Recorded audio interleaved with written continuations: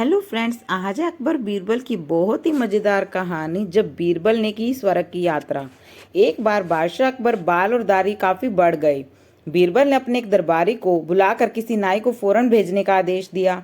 नाई को बादशाह अकबर का संदेश मिलते ही वह तुरंत महल में हाजिर हो गया और अकबर की हजामत करने लगा।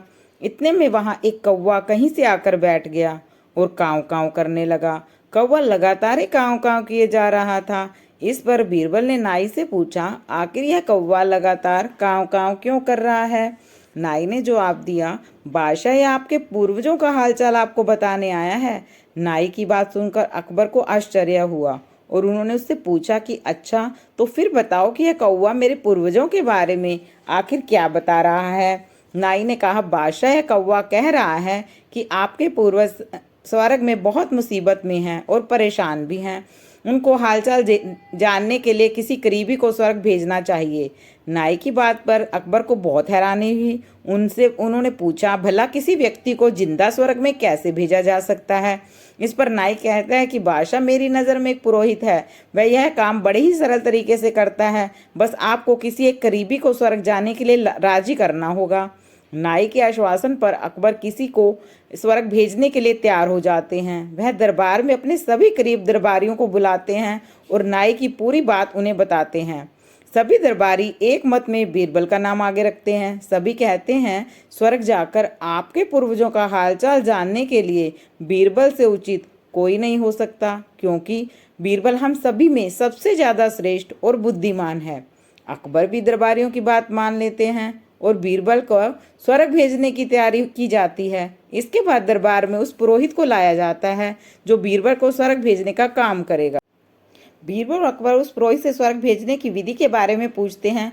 पुरोहित कहता है कि आपको यहीं आसपास मौजूद एक घास के ढेर में खड़ा करके आग लगा दी जाएगी और फिर कुछ विशेष मंत्रों का उच्चारण किया जाएगा, जिसके बाद आप स्वर्ग पहुंच जाएंगे और पूर्वजों का हाल चाल लेकर वापस भी आ जाएंगे।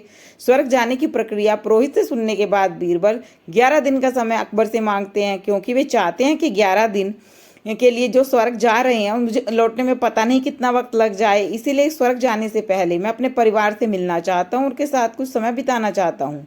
अकबर भी बीरबल की बात मान लेते हैं। इधर बीरबल अपने घर जाने के लिए रवाना हो जाते हैं। इस तरह देखते ही देखते 11 दिन बीत जाते और 12वां दिन बीरबल महल में स्वर्ग जाने के लिए हाजिर हो जाते हैं। उसके बाद पुरोहित बुलाया जाता है और बीरबल को स्वर्ग भेजने की प्रक्रिया शुरू होती है। बीरबल को स्वर्ग भेजने के लिए महल से कुछ दूर एक घास का ढेर लगाया जाता है। बीरबल को स्वर्ग भेजने के लिए पुरोहित उसे घास के ढेर के अंदर भेज देते हैं और जैसे ही बीरबल घास के ढेर के अंदर जाते हैं, पुरोहित घास में आग लगा देता है। इस तरह से बीरबल को स्वर्ग भेजने की प्रक्रिया पूरी हो जाती है।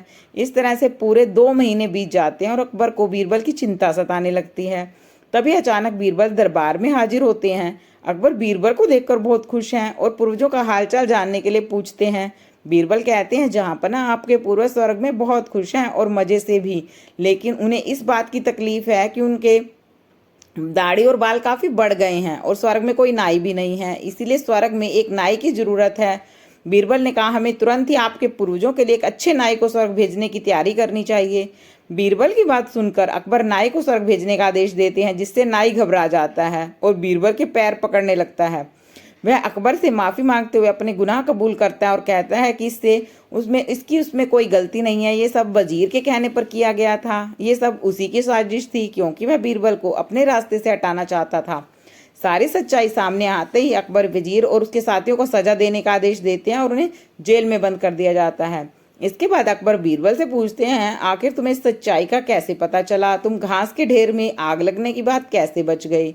बीरबल कहते हैं, आग के ढेर में जाने की बात सुनते ही मुझे पहले ही साजिश का अंदाजा हो गया था, इसीलिए मैंने 11 दिन का समय मांगा। उन 11 दिनों में मैंने घास के ढेर वाले स्थान के नीचे से घर तक एक सुरंग बनवा ली। जैसे ही घास में आग लगाई गई, उसी सुरंग के जरिए मैं वहां से बचकर निकल गया।